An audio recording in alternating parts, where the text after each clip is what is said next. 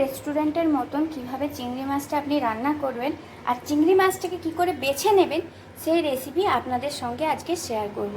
তাহলে চলুন দেখে নেওয়া যাক কেমনভাবে রান্না করছি আজকের রেসিপিটা। চলুন শুরু করি।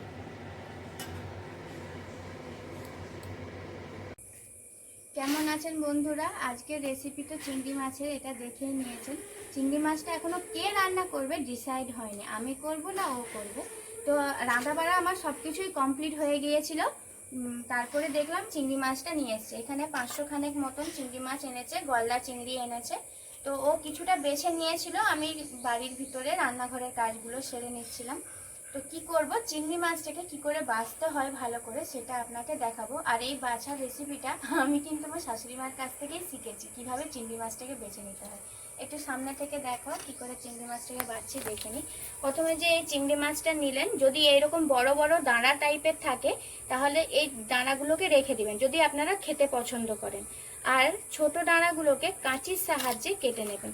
কাঁচির সাহায্যে কিন্তু চিংড়ি মাছগুলো কাটতে খুবই সুন্দর কাটা হয়ে যায়, খুবই ভালো হয় আর সুবিধাও হয়। এইভাবে আমি চিংড়ি মাছগুলো ছোট দানা বড় দানাটাকে রেখে দিয়ে ছোট দানাটা তুলে নিলাম। আর এই সুরগুলো এবারে ফেলে দেব। সুরগুলো এইখান থেকে একদম ফেলে দিলাম। তারপর কি করতে হবে, এর যে ভিতরে কাঁচিটাকে ঢুকিয়ে কোনাকুনি ভাবে এভাবে কেটে নেবেন, কারণ এর মধ্যে পায়খানাটা থাকে চিংড়ি মাছের এই মাথার কাছটায়। ব্যাস এই যে কোনাচির দ্বারা এটাকে বের করবেন। দেখুন কত বাজে একটা ময়লা বেরোচ্ছে। হাত দিয়ে টানতে যাবেন না, না হলে আবার হাত কেটে যাওয়ার সম্ভাবনা থাকতে পারে। ব্যাস এইভাবে কেটে নিলাম। আরেকটা জিনিস দেখিয়ে দিই, এই যে এখান থেকে এর পেট বরাবর আরেকটা কাটবেন, আরেকটুখানি কাটবেন। কাটলে এর যে ভেতরের দেখুন, এটা বলে আমার শাশুড়ি মারা বলে এটা হচ্ছে পায়খানার রাস্তা নাকি, আমি জানি না ঠিক। এই শিরাটাকে আপনাকে ফেলে দিতে হবে। আশা করি বুঝাতে পেরেছি। আর চাইলে এখান থেকে খোলটাও আপনারা ছাড়িয়ে নিতে পারেন, তবে খোলটা ছাড়াবো কি ছাড়বো না এখনো ডিসাইড হয়নি। তো সব চিংড়ি মাছগুলো বেছে নিই, তারপরে রান্নার কাছে যাচ্ছি।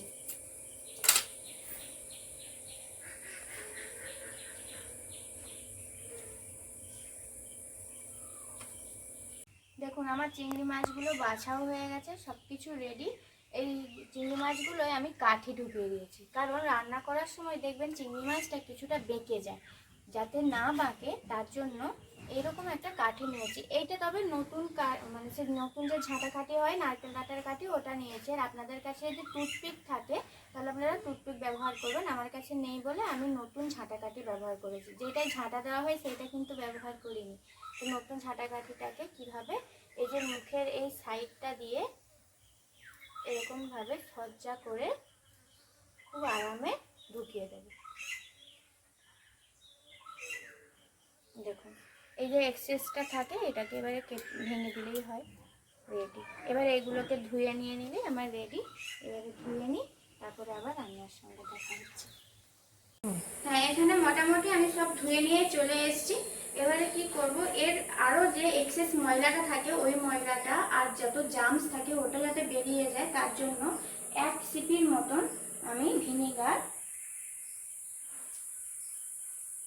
আর একটু নুন দিয়ে দেবো।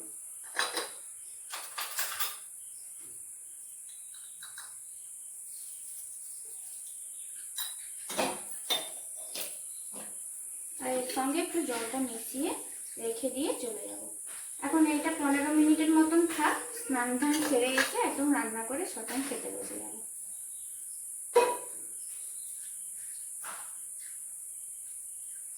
15 থেকে 20 মিনিটের মতন ঢাকা দিয়ে আমি চলে গেছিলাম স্নান করতে। স্নান ধান সেরে আজকে এই রান্নাটা করছি।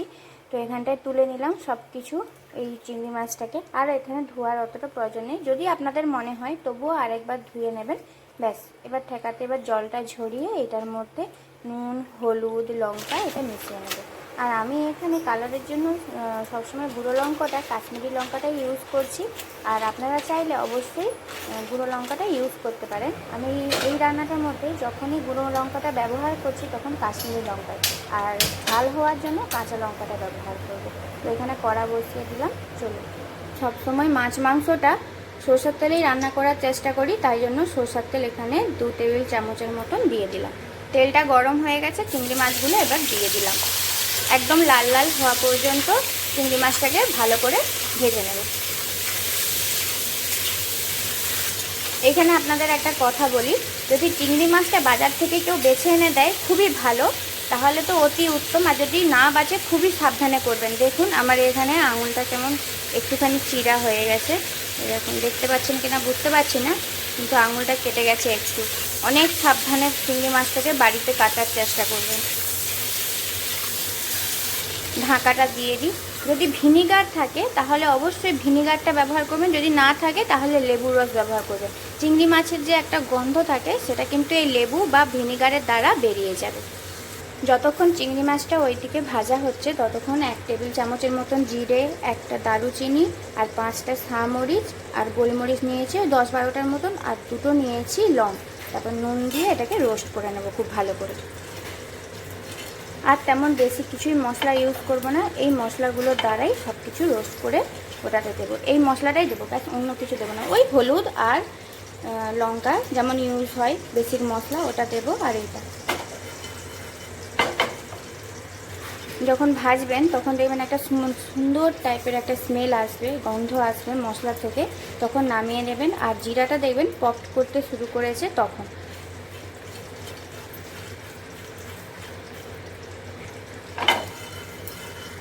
চিমনির সাহায্যে শুনতে পাচ্ছেন নাকি বুঝতে পারছি না, কিন্তু দেখুন একটু লক্ষ্য করলে বুঝতে পারবেন কত সুন্দর পপড হয়ে গেছে জিরেটা।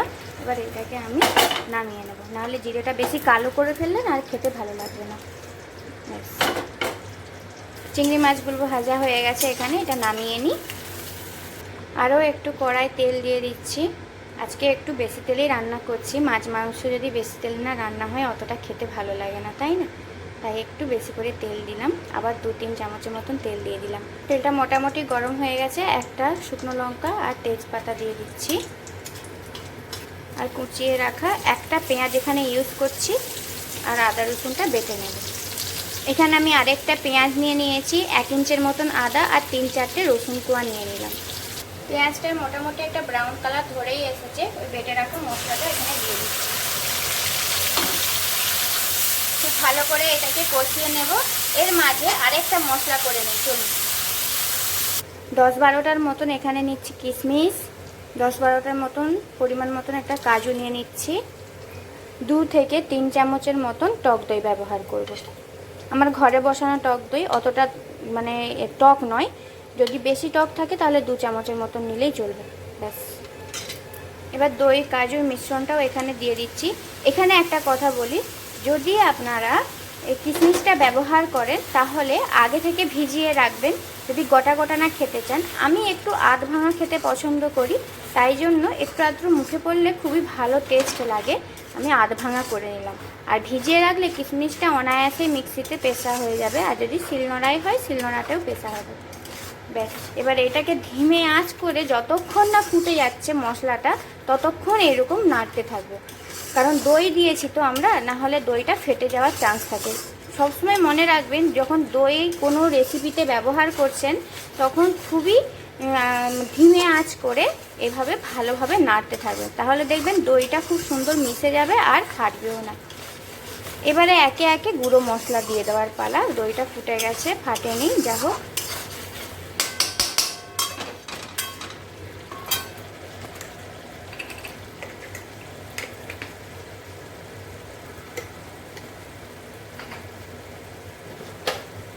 কাজু পোস্ত এই রেসিপিগুলোই কিন্তু হলুদ দেয় না, কিন্তু আমার মানে বাসন্তী কালার রঙটা খুবই ভালো লাগে, আমি তাই জন্য দিলাম এখানে হলুদটা। আপনারা চাইলে হলুদটা স্কিপ করতে পারেন, কিন্তু আমার একটু রঙের জন্য আমি দিয়েছি।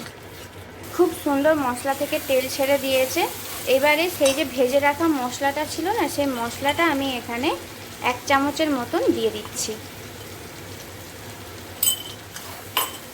ভালো করে মিশিয়ে নিলাম, মিশিয়ে এবার ওটাকে কষে নেব। চিংড়ি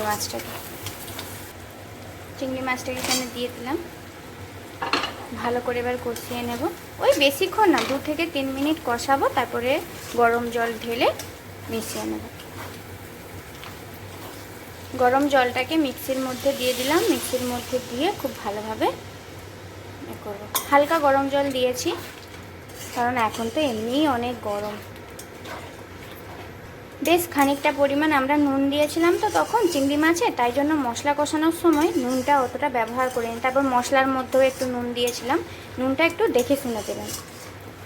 এবারে নুনটা একটু টেস্ট করে নেব, যদি নুন কম থাকে এই মুহূর্তে দিয়ে দেবো।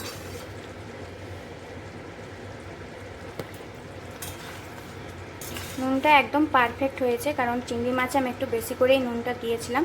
আর দেখুন এখানে চিংড়ি মাছগুলো কত সুন্দর দাঁড়িয়ে আছে, একদম সোজা সোজা হয়ে আছে, দেখতে পাচ্ছেন? খুব সুন্দর হয়েছে, চিংড়ি মাছগুলো সোজা হয়ে আছে। আর যদি না কাঠিটা ঢোকাতাম তাহলে একদম বেঁকে যেত।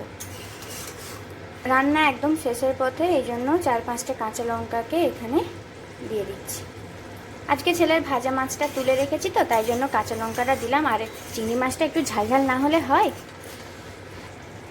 1 চামচের মতন ঘি দিয়ে দেবো। ঘিটা দিলে খুব সুন্দর কিন্তু টেস্ট আসে। আমার রান্না অলমোস্ট কমপ্লিট, আমি এবার সার্ভ করে নেব। যেইটাতে ভেজে রেখেছিলাম না ওইটাতেই আমি সার্ভ করে নিচ্ছি।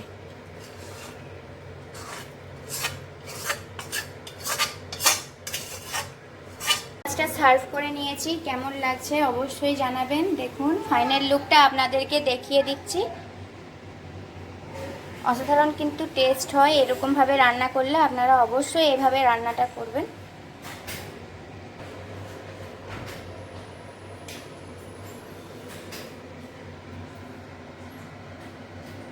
বর্মশাইকে এখানে খেতে মোটামুটি দিয়ে দিয়েছি। না বলো, তুমি বলো রেসিপিগুলো কি হয়েছে। দেখে তো ভালোই লাগছে, আলু পোস্ত, চিংড়িটাও দেখে দারুণ লাগছে। রেসিপিটার নাম কি চিংড়ি? ওই রেস্টুরেন্ট স্টাইলের একটু খেলেছি, জিঙ্গেস তরিতে খেতে গিয়েছিলাম না সেরকম টাইপের একটু করেছি, দেখো খেয়ে কেমন লাগে। দেখে তো ভালোই লাগছে।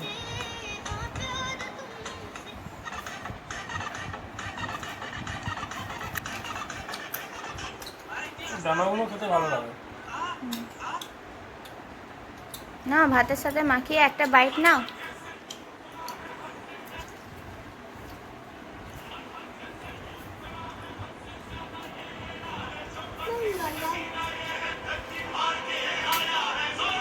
আব্বা একটু বন্ধ করুন। কেমন হয়েছে? আমাদের খাওয়া দাওয়া মোটামুটি কমপ্লিট। তো যখন ওকে খেতে দিয়েছিলাম আমার ছেলে এতটাই জোরে ফোনটা শুনছিল, তো সেই ফোনটা শোনার জন্য ও কী রিভিউ দিল বুঝতে পারছিলাম না, তাই ফোনটা বন্ধ করে দিয়েছিলাম। অসাধারণ টেস্ট হয়েছে ও বলল, আমিও বলছি সত্যি, আমি নিজে বানিয়েছি বলে বলছি না, আপনারা অবশ্যই এভাবে বানাবেন, দেখবেন অসম্ভব ভালো টেস্ট হয় এভাবে। আমরা একটা ঝিঙ্গেশ্বরী রেস্টুরেন্টে খেতে গিয়েছিলাম, ওই রেস্টুরেন্ট স্টাইলে বানিয়েছি। কেমন হয়েছে টেস্টটা অবশ্যই জানাবেন। আর কাজু কিশমিশগুলোকে একটু আধ ভাঙা রাখার চেষ্টা করবেন, অসম্ভব ভালো লাগে। তাহলে আসছি নেক্সট ভিডিওতে, ভালো থাকবেন সুস্থ থাকবেন। আবার বলছি ভালো থাকবেন সুস্থ থাকবেন, টাটা।